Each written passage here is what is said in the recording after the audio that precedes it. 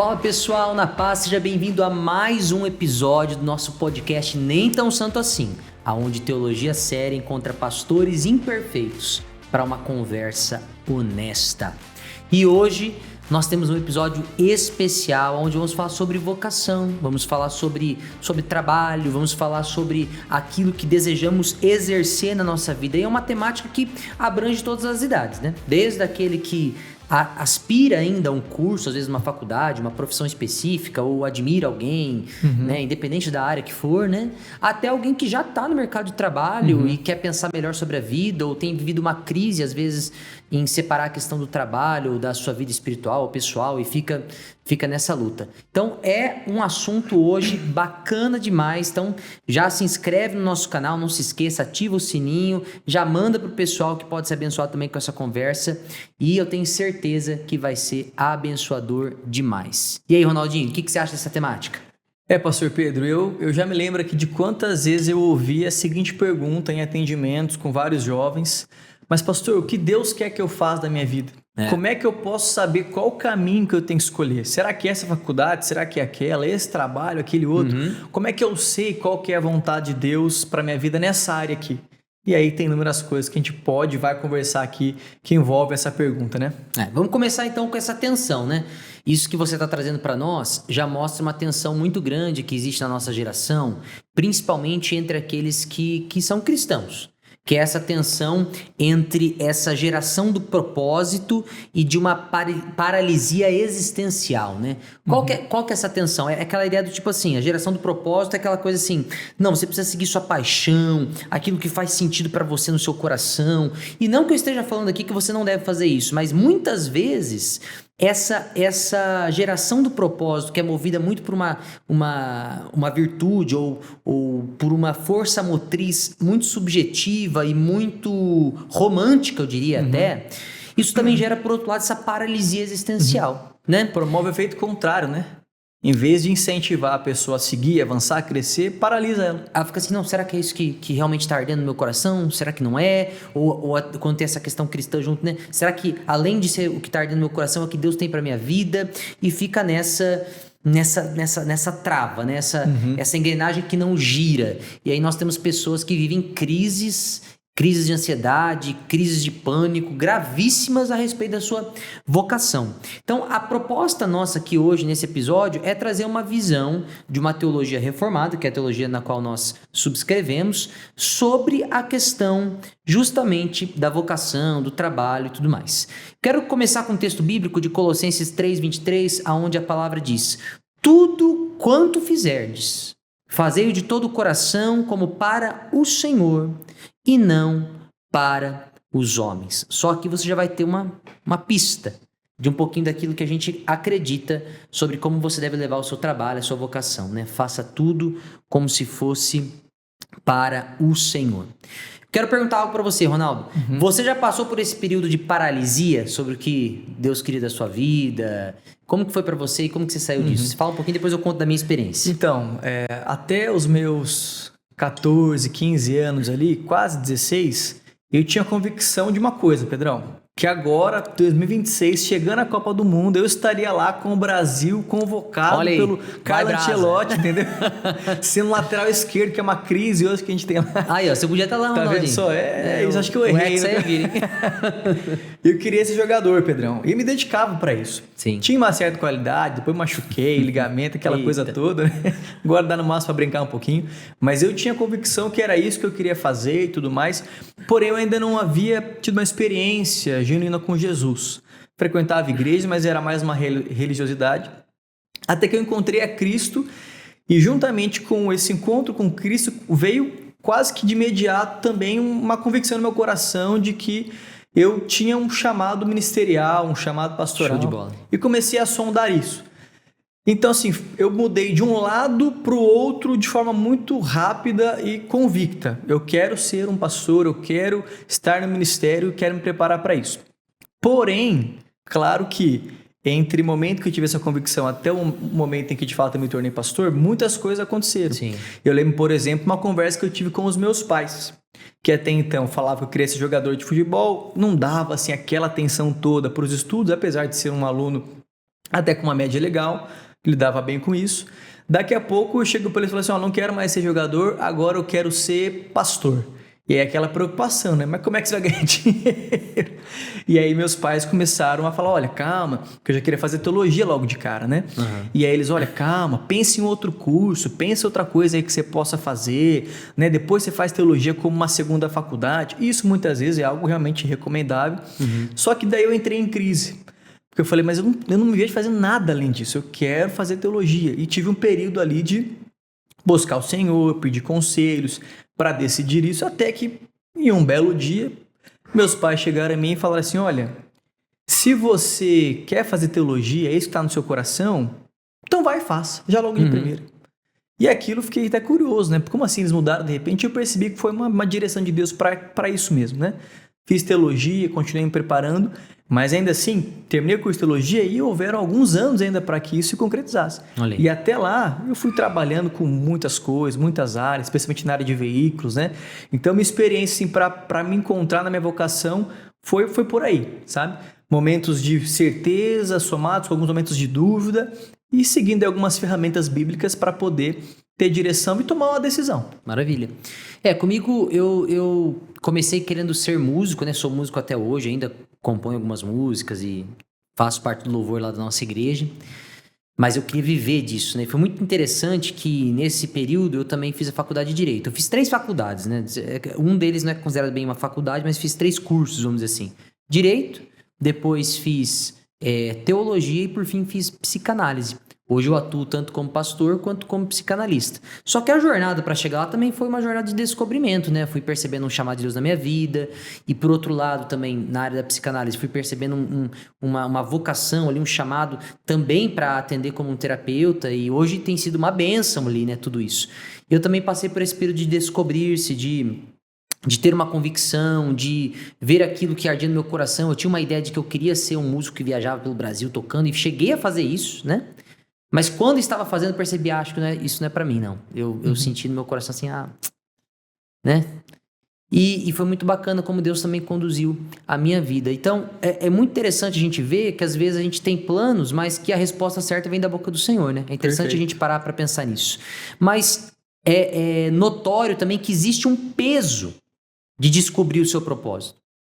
A gente vê hoje uma geração que ela tá paralisada porque tem medo de errar as opções que estão postas, porque hoje em dia a gente tem opção para fazer muita coisa. Então, de uma geração que tá paralisada por isso e tem medo de errar o seu chamado, como se assim, se eu escolher, por exemplo, se eu escolher ser um advogado, ou se eu escolher ser um médico, na verdade Deus tinha um chamado para mim na área da administração ou em outra área e agora eu perdi tudo, perdi todo o chamado de Deus para minha vida, joguei tudo fora, né? Você é infeliz agora.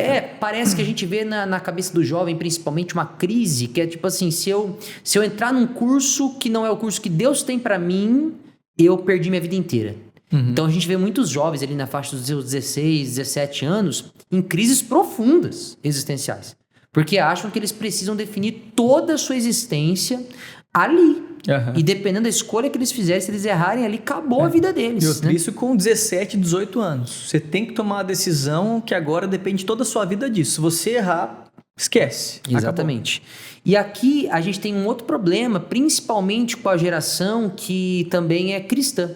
Porque você percebe um movimento, né, dentro do cristianismo, em especial aqui no Brasil, né, que é um cristianismo extremamente influenciado pelo movimento pentecostal. E quando eu falo de movimento pentecostal, estou usando esse termo de forma técnica, né? Você vê essa hipervalorização de sonhos, de palavras proféticas, de uma sensação interior no seu coração como algo que vai guiar você de forma principal.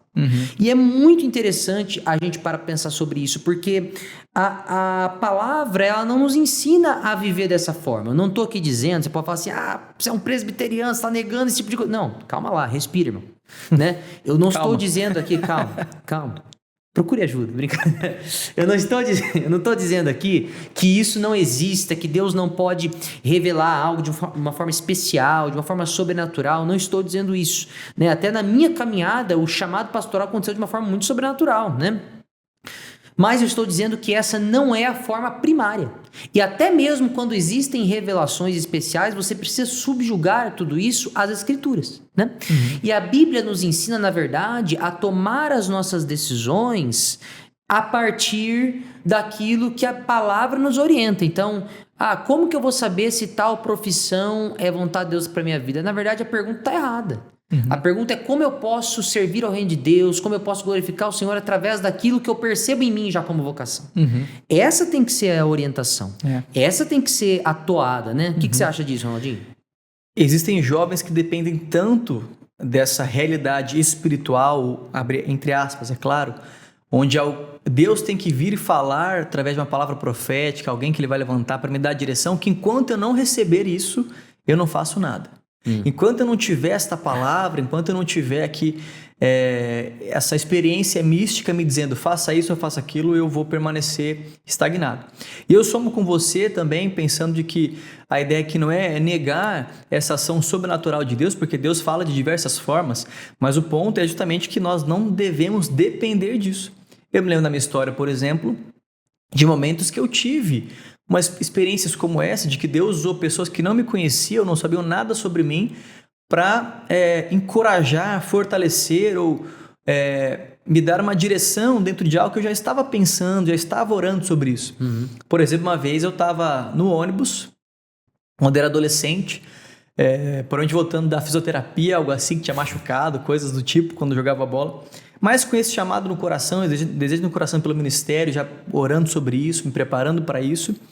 E aí no ônibus, quando eu ia descer na próxima parada, tinha uma irmã, uma senhora que estava ali também. E eu dei licença para ela, falei, a senhora pode passar aqui, por favor, fique à vontade. Fui educado. E essa irmã era uma irmã do coque, Pedrão. Olha aí. Ela olhou para mim, falou assim, você é crente? E eu falei, sim, sou crente. Ela, olha, Deus tem algo na sua vida, viu? Deus vai te levantar, Deus vai te usar, Deus vai te levantar como um pregador, se prepara, ora, jejua, lê a Bíblia, que Deus vai te usar bastante.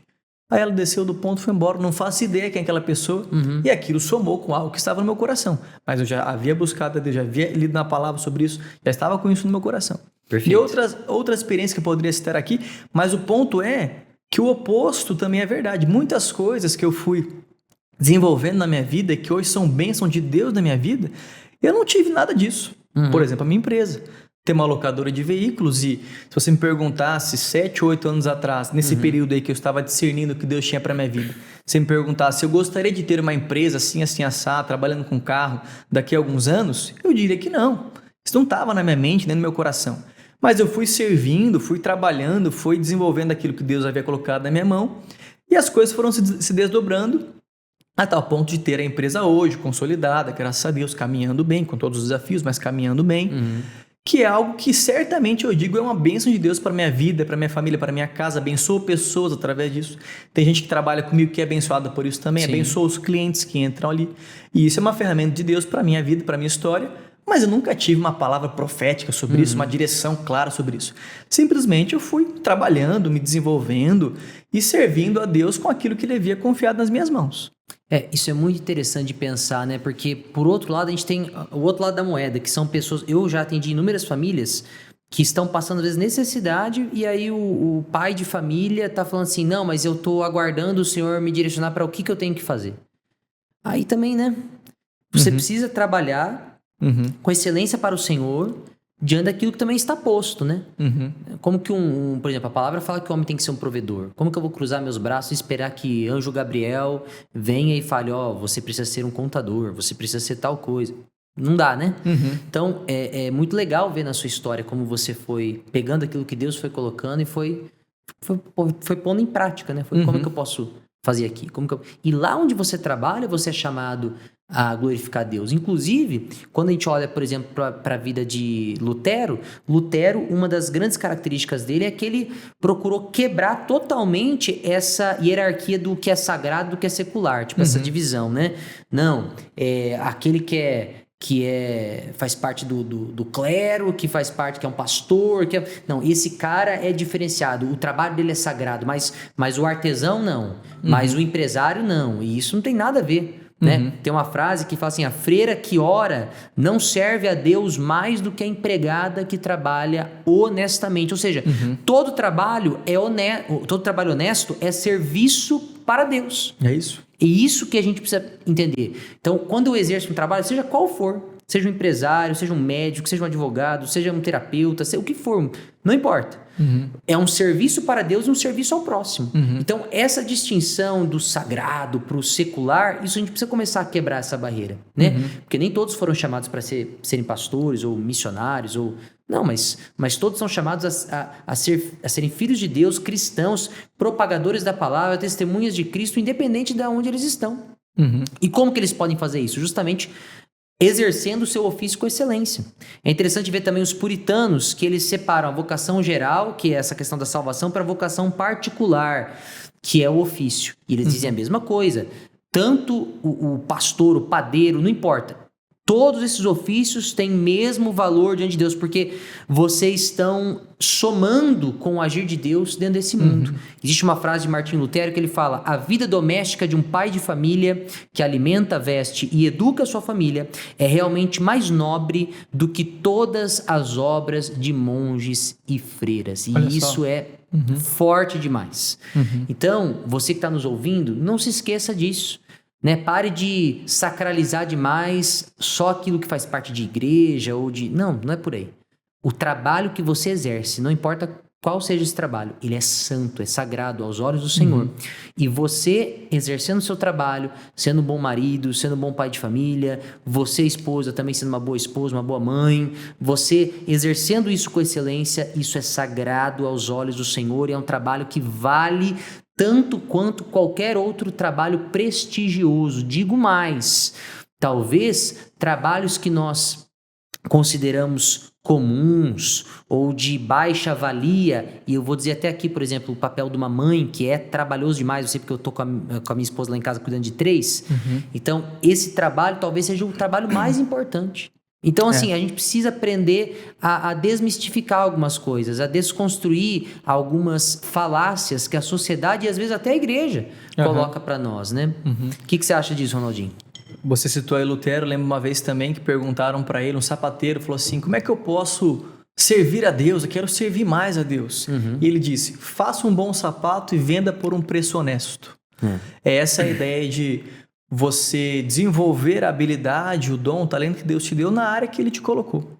Essa ideia de que existem profissões eclesiásticas que são mais sagradas, mais santas ou mais necessárias, elas inclusive trabalham contra a nossa missiologia, o nosso propósito de expandir o reino de Deus, de avançar cada vez mais na sociedade, glorificando o nome de Deus. Porque lá em Efésios, quando o apóstolo Paulo ele vai trabalhar a ideia de que Deus levanta alguns homens para fazer esse trabalho eclesiástico, pastores, mestres, apóstolos, profetas, evangelistas, ele diz que essas pessoas são levantadas para capacitar, preparar os santos, quer dizer, toda a igreja, para a obra do ministério. Ou seja, a função desses que exercem um trabalho eclesiástico é justamente preparar aqueles que não estão ali para fazerem a missão, fazerem a obra de Deus do lado de fora. Exatamente. Das paredes do templo, das paredes de uma congregação, para que eles possam servir a Deus no lugar que Deus os colocou, como advogados, professores, como empresários, empreendedores, tantas funções que a pessoa tem que olhar e falar assim: isso aqui é o que Deus me deu para servi-lo, esse é o meu campo missionário. Eu vejo um testemunho muito forte disso, Pedro, na minha sogra, a Márcia. Ela é coordenadora lá do Colégio Londrinense, de um dos departamentos mais importantes lá, que é o Fundamental 1, e ela encara esse trabalho como um trabalho missionário, que ele é o campo missionário dela. Como ela atende, cuida das crianças, os princípios que ela vai ensinando, aplicando, ministrando, como ela atende os pais, as famílias, aquela é a missão dela. E a minha sogra e o meu sogro sempre foram muito envolvidos na igreja, são até hoje, mas chegou um momento, inclusive, que ela entendeu que ela precisava sair de algumas funções que ela tinha dentro da igreja, dentro daquilo que seria o ministério eclesiástico, para que ela pudesse dedicar ainda mais a essa função missionária dentro do colégio. continuou com outras funções na igreja, lidera a célula até hoje, muitos anos, nunca parou de liderar a célula, por exemplo, mas algumas outras coisas que ela tinha, ela falou assim, agora é tempo de eu focar ainda mais nesse meu campo missionário. Perfeito. E todo mundo que eu converso lá diz, a Márcia é uma bênção de Deus aqui. Sempre traz uma palavra de Deus, encoraja, consola, fortalece, corrige, né? Então, pessoas que foram chamadas para servir a Deus em outras áreas, Amém. que não entra, né, igreja, mas sim do lado de fora. Preciso encarar isso como um trabalho que é totalmente fundamental. E quando a gente pensa nas perguntas que os jovens mandam pra gente sobre vocação, né? Geralmente a que a gente mais ouve é: eu tô na dúvida, não sei se isso é vontade de Deus pra minha vida e tudo mais, né? Se a gente para pensar, o que será que realmente está por trás dessa pergunta? E eu tava pensando sobre isso, né? O que se esconde ali? Para mim, eu vejo que existe, por um lado, uma insegurança do jovem, no sentido assim, eu tenho medo de errar. Olha, você que está nos ouvindo aqui, isso é algo muito importante. Não tenha medo de errar. Todo mundo erra. Todo mundo. Inclusive os nomes que você mais admira. Nas grandes empresas e multinacionais, os grandes líderes mundiais, eles erram. Entendeu? Eles se permitem errar, né? Então, quem não arrisca errar, também não vai ter chance de acertar. Essa é a questão. Igual aquela frase clássica, o não você já tem. Você vai correr atrás do sim. Então, você, principalmente jovem que está me ouvindo, ou alguém que está numa crise aí e não sabe bem o que fazer, arrisque-se. Tente. Permita-se errar. Porque senão você não vai conseguir avançar. Essa insegurança, esse medo de errar, não vai fazer com que você chegue mais perto do objetivo que você sonha. Não vai. Então, tome essa palavra agora aqui como um encorajamento. Pare de ter tanto medo assim. Começa algo, não está dando certo, ou você vê que realmente não é isso, vai para outro, né? A vida não precisa ser definida aos seus 17 anos, não precisa ser definida aos seus 30 anos, aos seus 40. Eu estava vendo... Eu tô agora, tô começando a escrever uns livros, né? Que eu tô querendo deixar alguns livros aí, principalmente para os meus filhos e tudo mais. Comecei a escrever e eu tava vendo alguns vídeos de dicas para aqueles que querem ser escritores, né? E é muito interessante que ele fala justamente sobre isso. Sobre essa questão de você permitir-se errar. De você entender que tá tudo bem.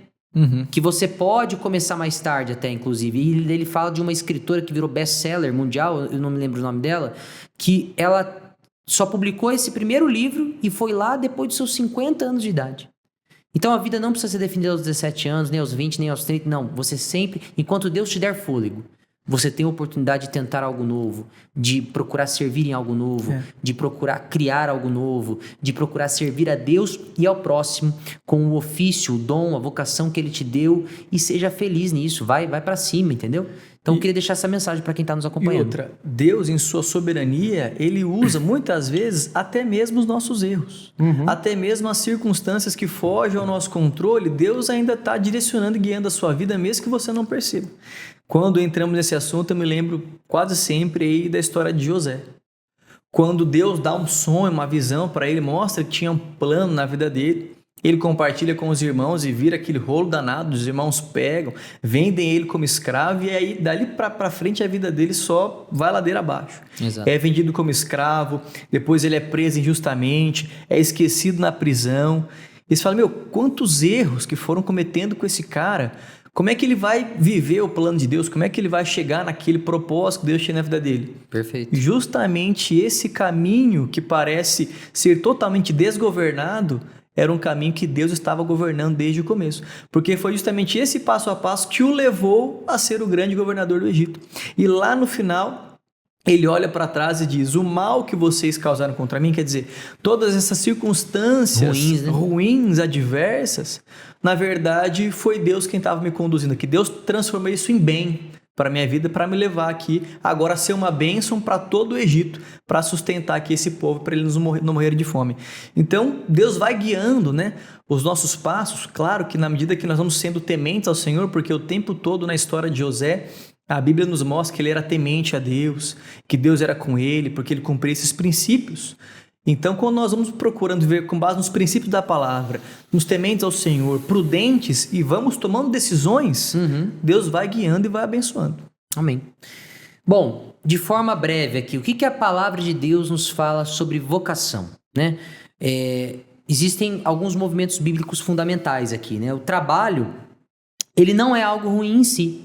Às vezes as pessoas também começam com esse discurso, o trabalho é ruim, o trabalho é a punição de Deus para Adão porque pecou. E não, o trabalho já existia pré-queda. Você vê que Adão já cultivava a terra, Adão já, né? O que aconteceu pós-queda? É a dificuldade do trabalho. Agora, o trabalho, ele dignifica o homem, o trabalho, ele foi criado para Deus para forjar o homem, a mulher, para glorificar ao Senhor, né? Então a gente precisa entender isso. E a vocação, ela é sempre um serviço. Serviço a Deus e serviço ao próximo. Tanto que Efésios 2:10 fala que nós somos criados para boas obras que Deus preparou de antemão. Então, o trabalho, a obra, a vocação faz parte da vida do cristão. Então, a pergunta certa que você tem que fazer sobre o trabalho não é trabalhar é ruim, é coisa toda. Não.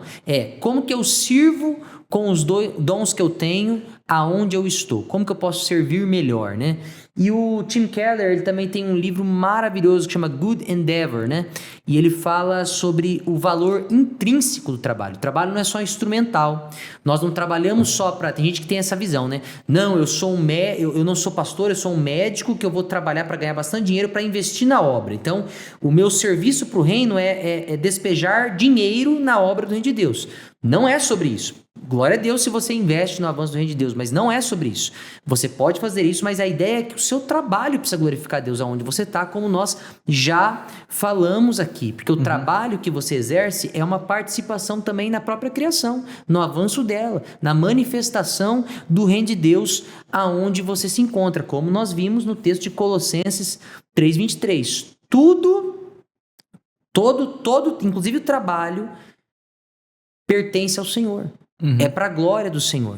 A frase aqui do livro do Keller com a Alsdorf, ele fala: o trabalho não é apenas um meio para um fim espiritual. É em si mesmo uma forma de adoração e serviço a Deus. Quando você faz bem o seu trabalho, qualquer trabalho que seja, você está participando da obra de Deus. E a pergunta que eu quero deixar aqui, Ronaldinho, pra você falar aqui pra gente de forma bem prática, né? Como que você explica, talvez para um jovem que está nos assistindo, que trabalha às vezes como um caixa de supermercado, como que o trabalho dele pode ter um valor espiritual real, nesse caso? Primeiro, esse entendimento de que ele não está trabalhando para o dono do supermercado, ele não está trabalhando para o cliente que chega ali e vai fazer compra, ele está trabalhando para Deus, está servindo a Deus através daquele lugar. O apóstolo Paulo, ele escreve as suas cartas em um contexto, por exemplo, de escravidão, né? Perfeito. Muitos escravos estavam se convertendo, se rendendo a Jesus, e o apóstolo Paulo, então, olha para esse público e fala assim: olha, vocês têm que servir bem o patrão de vocês, no caso, o senhor ali de vocês, o senhor que até era o senhor deles como escravo, olha só. Vocês têm que fazer tudo com excelência, porque vocês não estão fazendo para ele. Vocês estão fazendo para Jesus, o Senhor dos Senhores. Ele que é o Senhor da vida de vocês. Sim. Então, mesmo nessa condição, esse trabalho que vocês exercem, que era um trabalho escravo, vocês têm que fazer não como para homens, mas sim como para Deus. Ou Perfeito. seja, mesmo nessa realidade terrível, que nós sabemos que Deus não se agrada, que Deus desejava transformar essa realidade, mesmo nesse contexto, o trabalho ainda devia ser visto como uma forma de servir a Deus e não aquela realidade da escravidão. Quem dirá hoje que nós trabalhamos aí de forma remunerada, em outros ambientes, em outros contextos, qualquer nível que seja, por menor importância que pareça ter para quem está exercendo essa função, Perfeito. ainda deve ser feito como para o Senhor, uma forma de glorificá-lo. Enquanto ele vai glorificando e servindo ao Senhor, ele vai também abençoando pessoas. Totalmente diferente seria eu chegar em um caixa que a pessoa não me recebe bem, não me dá ali um bom dia, com um sorriso no rosto, não me atende com alegria, não fala comigo, do que eu chegar e a pessoa: olha, bom dia, posso te ajudar? Vamos lá, já vai passando ali as compras, já vai interagindo comigo. No final fala: Deus te abençoe, um excelente dia. Isso muda completamente o dia até, né? O dia da pessoa, o contato que eu tenho, e abre oportunidades para que eu possa falar do evangelho, falar do amor de Deus e glorificar ele, né? Então, na prática, a primeira coisa é entender que a gente está fazendo para o Senhor e por isso tem que ter excelência. E a excelência, ela vai sendo refletida nesses pequenos detalhes. Maravilha. A forma que eu converso, que eu aplico, que eu atendo, né? Isso tudo que muda. Agora vamos desmistificar aqui essa ideia de um misticismo para usar uma vontade sobrenatural de Deus para descobrir a minha vocação. Quero tirar um tempinho agora para nós fazermos isso. Presta atenção, você que está nos seguindo aqui. A Escritura, a palavra de Deus, nos promete sabedoria, lá em Tiago 1,5. Ela não promete uma revelação sobrenatural de carreira. Tem gente que está esperando o céu se abrir e aparecer um letreiro lá, você precisa ser tal coisa na sua vida. Não, a Bíblia nos promete que sabedoria, Deus nos dar sabedoria, a palavra nos dar sabedoria para tomarmos as decisões do dia a dia. Agora, quais são alguns meios ordinários, comuns, que a palavra nos ensina e que nós podemos usar para identificar qual é a nossa vocação? Vou colocar alguns aqui. Por exemplo, quais dons ou talentos Deus te deu? Igual o Ronaldinho estava falando, né? Que ele percebeu nele um dom ali de jogar bola. Depois não deu muito certo lá na frente, mas ele percebeu esse dom, gostava daquilo, exerceu aquilo, né? No meu caso, até hoje ainda, fazendo as canções, atendendo as pessoas, liderando, que são vocações que Deus colocou no meu coração, né? Então, assim, quais são os dons, talentos que Deus te deu? Olhe isso, avalie isso, perceba. Né? Porque isso já pode ajudar você a ter uma luz, né? Para qual lado você vai começar a caminhar.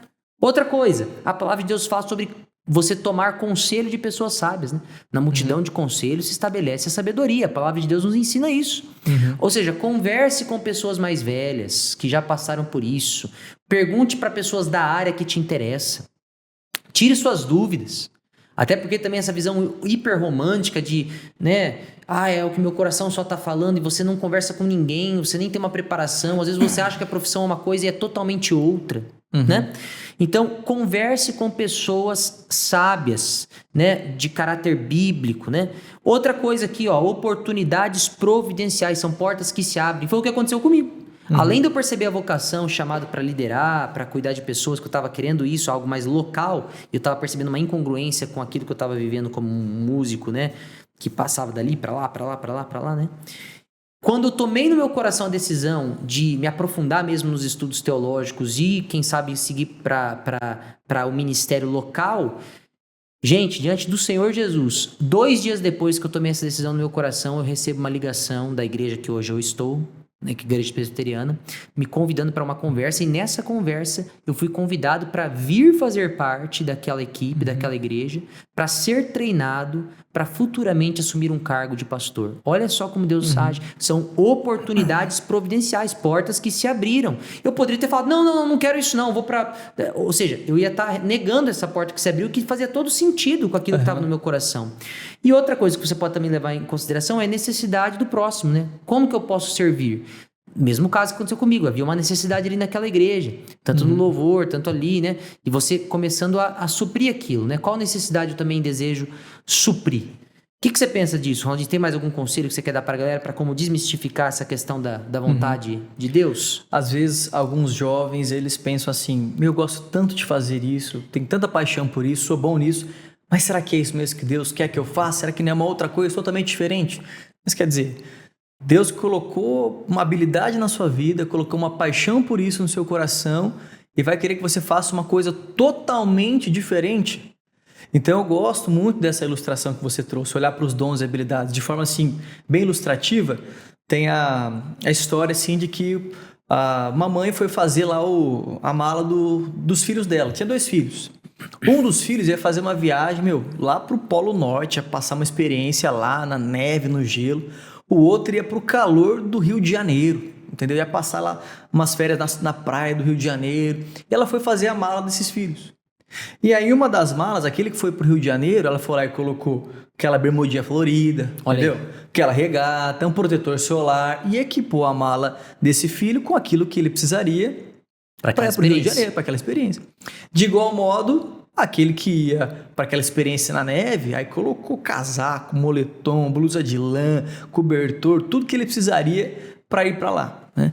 Então, a mãe desses filhos preparou a mala deles de acordo com aquilo que eles iriam encontrar, com a realidade que eles iriam enfrentar. Da mesma forma, Deus muitas vezes coloca na nossa mala, digamos assim, Deus coloca na nossa vida os dons, os talentos, as paixões. E nos forja também, né? E vai nos forjando, nos capacitando para entrar em certas áreas.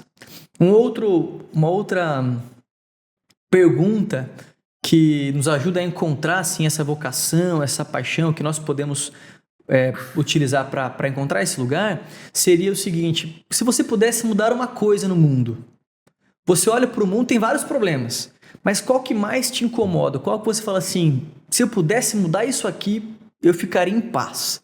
Para mim, esse aqui é um dos problemas mais graves que tem. E a resposta a essa pergunta pode te dar um norte de algo que você queira fazer, que Deus colocou no seu coração para que você faça, né? E muitas vezes você também pode levar isso, a resposta a essas perguntas, enquanto você também leva às vezes uma outra profissão, que Deus já abriu uma porta, que você está exercendo e executando, né? Também vejo que nós não precisamos limitar isso, não, eu tenho que fazer isso agora e é para sempre o resto da minha vida. Certas coisas são por um período de tempo, como você compartilhou. Perfeito. Em relação à música. Você ainda toca hoje, serve nessa área, mas em proporção totalmente diferente do que era antes. Foi ruim? Não foi de Deus? Claro que não, mas foi um período, foi uma fase, né? Então eu vejo que essas dicas práticas aí me ajudaram bastante. Quem sabe pode ajudar aí nosso amigo que está nos ouvindo. Quero colocar mais uma verdade aqui para você pensar, você que nos acompanha. Tanto Kevin DeYoung, que é um autor mais recente, quanto João Calvino, eles falavam algo muito interessante sobre como um cristão tem que guiar a sua vida, né? Essa questão de que a liberdade cristã inclui justamente para que o cristão tome suas decisões comuns, ordinárias, sem necessitar de uma revelação direta. Né? Calvino falava que Deus, ele opera por meios ordinários, ele não faz um bypass aí da razão humana. Então, nós cristãos precisamos parar de recorrer apenas a uma espécie de revelação direta sobrenatural para decidir as coisas do dia a dia.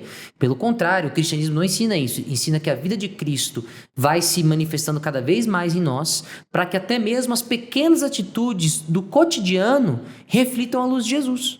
A forma como nós tratamos as pessoas, a forma como nós nos portamos em locais públicos, a forma como dizemos aquilo que cremos, a forma como performamos dentro do nosso trabalho. Tudo isso precisa, de certa forma, refletir a vida de Cristo, mas isso acontece de dentro para fora. Então, nós precisamos parar de colocar essa revelação direta nesse pedestal que a Bíblia nunca colocou, para que possamos viver uma vida que faça sentido. No livro Just Do Something, do Kevin DeYoung, ele fala: pare de procurar a vontade de Deus para sua vida e comece a fazer a vontade de Deus na sua vida. Olha só, gente, perfeito. Pare de procurar a vontade de Deus para sua vida e comece a fazer a vontade de Deus na sua vida. Deus não está escondendo um plano específico para você. Pare com isso. Comece a colocar a mão na massa. Pare. Às vezes a gente tem aquela síndrome do herói, né? A jornada do herói. Tem alguma coisa, eu sou escolhido, tem alguma coisa muito escondida para mim. Não, para com isso, cara. Para com isso. Comece a fazer. Comece a colocar a mão na massa. E aí sim você vai ter experiências que você nem sequer imaginava. Coisas às vezes muito melhores e maiores. E a Bíblia fala disso, né? Que Deus tem planos maiores, né? Às vezes a melhor forma de descobrir o que fazer é fazer alguma coisa. É você começar a dar passos práticos. Perfeito. O que nos impede, às vezes, de tomar essa atitude é que nós olhamos para certos ambientes que Deus nos colocou, certas ferramentas que Deus tem nos dado, certas habilidades, e nós falamos: ah, mas isso aqui é muito pequeno. Ah, mas isso aqui é muito insignificante, não faz a diferença, é pouca coisa. Mas é justamente quando nós somos fiéis no pouco que Deus vai nos colocando sobre o muito. Agora, se nós não começamos agora com o que já está posto, o que já está à nossa frente, perfeito, então nós nunca chegaremos a servir a Deus através de áreas maiores e cada vez mais significativas. Então, eu preciso começar a fazer alguma coisa com aquilo que já está nas minhas mãos. Eu acho muito interessante, pastor Pedro, como o apóstolo Paulo termina a sua carta aos Romanos, né? Ou melhor dizendo, como o apóstolo Paulo termina a sua experiência na cidade de Roma, quando a Bíblia nos diz que ele estava pregando o evangelho, ensinando o evangelho, enquanto ele construía tendas. enquanto ele trabalhava construindo tendas. E assim foi terminando a vida do grande apóstolo Paulo, pregando o evangelho e trabalhando, com um trabalho que hoje, nessa visão equivocada, nessa visão teológica equivocada, nós diríamos um trabalho secular que de nada é proveitoso. Não. O apóstolo Paulo, esse homem de Deus, você acha que se isso não fosse proveitoso, não fosse de Deus, não fosse uma forma de servir, ele faria? Claro que não, perderia tempo dele. Mas ele trabalhava construindo tendas, enquanto ia pregando o evangelho, anunciando a palavra. Perfeito. Então, isso, a própria Bíblia já vai desmistificando essa visão aí de, meu Deus, tem algo místico que eu preciso fazer, enquanto isso eu vou ficar aqui parado tentando discernir isso e aquilo outro. Né? Faça alguma coisa, meu irmão, em nome de Jesus. É isso aí. Eu quero tocar agora num ponto que é um pouco mais sensível. Hoje em dia a gente vive numa sociedade que deseja sempre mais, quer sempre mais. É aquela competição. Eu tenho um relógio, mas o seu é melhor do que o meu. Não, mas eu tenho um carro e o seu é melhor do que o meu. Não, eu tenho um apartamento, mas o seu é melhor do que o meu. Eu quero sempre mais. Eu nunca estou satisfeito. Nem os grandes bilionários, eles sempre querem mais, serem os mais ricos, os mais poderosos, né? E especialmente no quesito dinheiro, né? Parece que a gente hoje vive uma crise mundial dessa ganância desenfreada, né? E eu queria falar um pouquinho sobre ambição, porque, pasme você que está ouvindo, a Bíblia não condena a ambição. Estou falando de ambição, não de ganância. A ambição, esse desejo de crescer, de ir além. O que a Bíblia condena é uma ambição direcionada para algo torpe, né? Agora, por exemplo, Paulo, a ambição dele era pregar onde Cristo não havia ainda sido nomeado, ou não havia sido proclamado.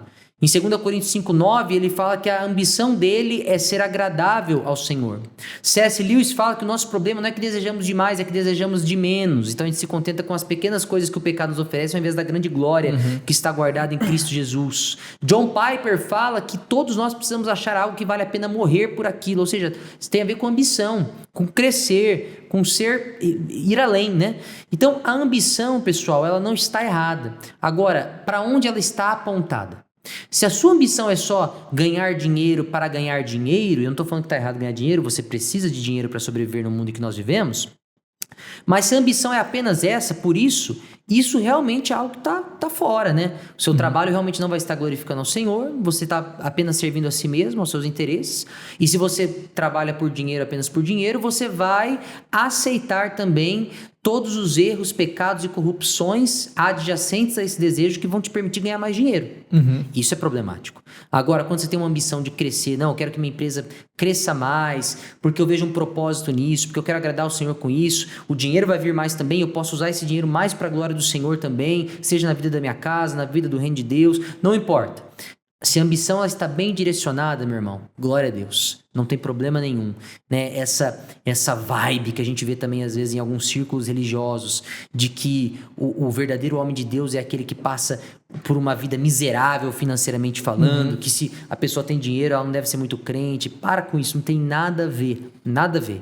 A ambição bem direcionada, ela também glorifica ao Senhor. C.S. Lewis ele fala: somos criaturas meia satisfeitas que se divertem com ambição quando a alegria infinita é oferecida a nós. Como um menino ignorante que quer continuar fazendo lama no barro porque não consegue imaginar o que significa passar as férias no mar. Ou seja, a glória de Deus que nos é prometida em Cristo Jesus é algo já maravilhoso e grandioso. Existe uma ambição aqui. Eu quero viver essa glória. Eu quero desfrutar, ser co-herdeiro com Cristo, em Cristo Jesus, para a glória de Deus. Tudo isso é uma ambição bem direcionada. Precisamos de uma redenção aí na nossa ambição. Ela redimida vai muito bem. Você trouxe C.S. Lewis, eu lembro que ele nos traz a ideia de que a obra de Deus, a nossa vida, ele é muito maior do que nós imaginamos. Perfeito. C.S. Lewis diz que nós pensamos que Deus quer, às vezes, reformar a nossa casa, como se a nossa vida fosse uma casa. Jesus entra, tá bagunçada, tá suja, tá quebrada, e Jesus ele quer reformar esse ambiente. Então você fala assim: beleza, Senhor, pode trabalhar aqui. Ele começa ali mexer aqui, aí daqui a pouco ele vai lá, derruba uma parede, a gente fica assustado, não entende nada, ele vai lá e desmancha totalmente aquele telhado, e você não entende o que está acontecendo, ele vai trabalhando, construindo. E ao final disso você percebe que a obra de Cristo em nossa vida era muito mais do que fazer apenas uma reforma, mas era transformar essa casa em um grande castelo. Maravilha. Quer dizer, Deus tem uma obra muito mais extraordinária do que nós imaginamos. Mas muitas vezes nos contentamos com pouco e direcionamos a nossa ambição para algo que realmente não tem tanto valor assim.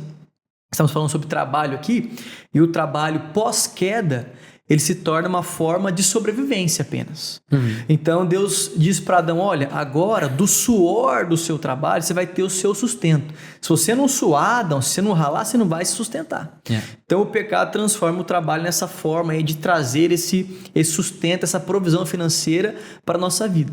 Mas em Cristo Jesus isso é redimido e agora o propósito do trabalho é outro, é completamente diferente. Não é agora o sustento apenas, porque o sustento o Pai que vai trazer. O sustento é o Pai que vai enviar, Ele que é o nosso provedor, Ele que vai enviar os recursos. Agora o trabalho se torna uma forma onde eu glorifico a Deus e sirvo e abençoo as pessoas nesse mundo. Então a minha ambição precisa ser redimida, não mais apontar para uma forma de conseguir mais e mais dinheiro, mais e mais recursos para me sustentar. Isso é coisa da queda, agora em Cristo eu fui redimido. A minha ambição agora aponta para eu preciso servir mais a Deus. Preciso trabalhar mais para a glória de Deus. Como é que eu posso fazer para trabalhar de tal forma que abençoe mais pessoas ao meu redor? Amém. E através disso, é claro, Deus vai abençoando, o recurso vai chegando, mas não é isso que eu vou buscar com todo o meu coração, porque isso eu sei que o Pai vai trazer. Perfeito. Para nós fecharmos, até em decorrência do nosso tempo aí, eu quero que você fale um pouquinho, pense junto comigo, uma diferença entre aquele que é o workaholic, viciado em trabalho, trabalhar, e o quiet quitting, que é essa ideia daquele que não quer assumir seus compromissos. Não né? quer responsabilidade. Uma recusa de comprometimento, uma preguiça disfarçada, vamos colocar aqui, né? São dois extremos, mas vamos pensar um pouquinho sobre isso. Você percebe muito essas duas figuras lá com os jovens? Como é que você vê? Claro, com certeza. Tem gente que qualquer coisa que vai colocar nas mãos dele ou dela, não, mas isso não é para mim. Acho que eu não estou qualificado, capacitado para fazer isso. E às vezes é uma coisa totalmente pequena. Para começar ali um comprometimento um pouco maior, a pessoa está anos na igreja, está anos no ministério, e aí você entrega uma coisinha para ela e ela recua, ela espana. E às vezes usa até mesmo da ideia de que não, isso é ativismo, uma coisa meio religiosa para recusar. Eu vejo o seguinte, Ronaldo, que nós, cristãos, precisamos achar não vou nem falar que é uma terceira via, mas é a via equilibrada que a palavra nos ensina, porque o homem espiritual, ele é um homem equilibrado. Então, qual que seria essa via equilibrada? Não é aquele cara que trabalha loucamente porque ele precisa ganhar dinheiro, porque ele precisa, entendeu? Não é nem esse cara, e nem o cara que recusa comprometimento. Qual que é essa via? É o trabalho de forma excelente para a glória do Senhor, bem como somado à ideia do descanso sabático. Qual que é a ideia do Shabá, né? Do descanso sabático? O homem, ele era chamado por Deus a descansar, né? Um dia da semana, justamente porque naquele dia de descanso, várias coisas eram prefiguradas ali. Por exemplo, o Shabá, ele relembrava o próprio povo que na glória nós teríamos um descanso no Senhor que é eterno. Então, a ideia do descanso remete a esse prazer, esse gozo eterno, esse descanso eterno em Cristo Jesus. Por outro lado, também, o descanso do homem no Shabá também passa uma mensagem tanto para a sua família quanto para aqueles que o rodeiam, que a vida dele não depende só de dinheiro, só de crescer. Não, ele também descansa no Senhor e que o mundo pode continuar girando mesmo que ele pare. Tem gente que não consegue parar porque acha que o mundo vai parar se ela parar, né? Então, o descanso, ele é importante, até mesmo, nós falamos hoje em dia, vemos muitas pessoas que trabalham na parte tanto de empresas quanto na parte artística, que dizem do ócio criativo, né? A ideia de você parar um pouco, às vezes para você descansar seu cérebro, para você poder depois produzir melhor. Você vê que Deus já orientava o homem a descansar. Até a terra precisava descansar para que pudesse produzir melhor. Então, eu queria deixar para você isso, né? A ideia do Shabá, esse sábado, não é uma ausência de trabalho, é uma afirmação de uma identidade no Senhor. A ideia que o ser humano, ele vai parar naquele dia de simplesmente fazer, ele vai poder ser diante de Deus. E isso é poderoso demais. Isso subverte, de certa forma, essa lógica capitalista que fala que você só vale aquilo que você produz. E não, você também vale aquilo que você é, do ponto de vista do divino. Então, nós precisamos achar essa via que eu trabalho, eu assumo compromissos, eu vou para cima, eu ponho a mão na massa, eu vou pro estouro, né? Mas eu também sou um homem que descanso no Senhor, que prefiguro a glória eterna que nós experimentaremos em Novos Céus e Nova Terra, eu também mostro que não é o bolso que é meu chefe, não é o bolso que é meu ídolo, é Deus quem é meu Senhor, né? Eu também mostro que o mundo continua girando apesar de mim. Isso mostra humildade também. Então, queria deixar essa mensagem pro coração de cada um aqui dos nossos ouvintes. E tem uma frase de Abraham Heschel, que ele vai falar no livro sobre o sábado. Ele fala que o sábado não é apenas um dia de descanso do trabalho, é um dia de descanso do temor.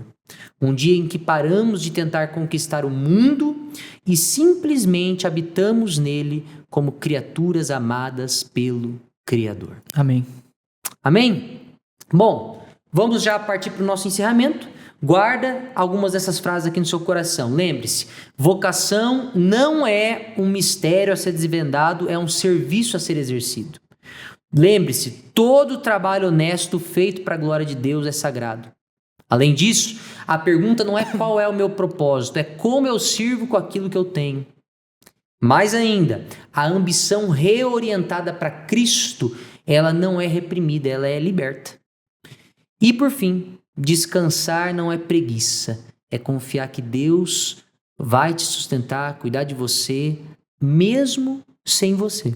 Amém. E isso é maravilhoso. Obrigado pela sua audiência, obrigado pelo seu tempo, obrigado, Ronaldo, por estar aqui hoje. Que Deus abençoe ricamente você. Não esquece de nos seguir aqui, clicar no sininho, mandar esse vídeo para quem precisa ouvir essa mensagem. Também nos siga no Instagram, @nemtãosantoassim, tudo junto, minúsculo, sem acento. Já segue a gente lá, a gente tá soltando alguns cortes, o pessoal tem gostado bastante. Já deixa seu comentário, manda pro pessoal. E lembrando, nós temos também nosso podcast no Spotify. Você pode também nos seguir lá, podcast Nem Tão Santo Assim, os episódios também saem por lá, caso você prefira, tá certo? Deus te abençoe ricamente e que você possa exercer a sua vocação para a honra e glória do Senhor. Até a próxima. Valeu!